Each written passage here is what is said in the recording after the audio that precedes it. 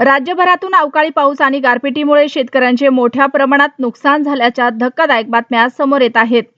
आधीच अडचणीत असलेल्या शेतकऱ्यावर या नैसर्गिक संकटानं आणखी एक मोठा आघात केला आहे. बीड जिल्ह्यातील एक अतिशय दुर्दैवी घटना समोर आली आहे. येथे वीज कोसळून एका शेतकऱ्याचा मृत्यू झाला आहे. या घटनेमुळे संपूर्ण परिसरात हळहळ व्यक्त केली जात आहे.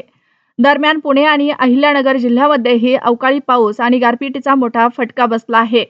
गहू, मका, कांदा, बाजरी आणि ज्वारी या रब्बी हंगामातील पिकांचे मोठ्या प्रमाणात नुकसान झालं आहे. याशिवाय आंबा आणि डाळिंब यासारख्या फळबागांनाही मोठा फटका बसला आहे. उत्तर पुणे जिल्ह्यातील खेड, आंबेगाव, जुन्नर आणि शिरूर या तालुक्यांमध्ये गेल्या 3 दिवसापासून मुसळधार पाऊस आणि वादळी वारे सुरू आहेत. त्यामुळे शेतात काढणीसाठी तयार असलेला कांदा पूर्णपणे खराब झाला असून अनेक ठिकाणी तो शेतातच कुजून गेला आहे. गारपिटीमुळे फळांची मोठ्या प्रमाणात गळती झाली आहे. तसेच भाजीपाला आणि इतर पिकांचेही नुकसान झालं आहे. या सगळ्या नुकसानीमुळे शेतकरी आर्थिक संकटात सापडला आहे. अहिल्यानगर जिल्ह्यातील कोपरगाव, संगमनेर आणि राहुरी तालुक्यांमध्ये जोरदार गारपीट झाले आहे.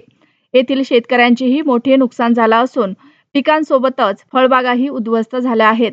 शेतकऱ्यांकडून आता तात्काळ पंचनामे करून नुकसान भरपाई देण्याची जोरदार मागणी केली जात आहे. कारण या नुकसानीमुळे त्याच्या हंगामाभराच्या मेहनतीवर पाणी फिरले आहे. सरकारनेही या परिस्थितीची गांभीर्याने दखल घेऊन तातडीनं मदत जाहीर करणे आवश्यक आहे, अशी अपेक्षा व्यक्त केली जात आहे. हा अवकाळी पाऊस आणि गारपीट शेतकऱ्यांसाठी मोठा धक्का आहे. अशा वेळी त्यांना दिलासा देणे आणि योग्य मदत करणे हीच खरी गरज आहे.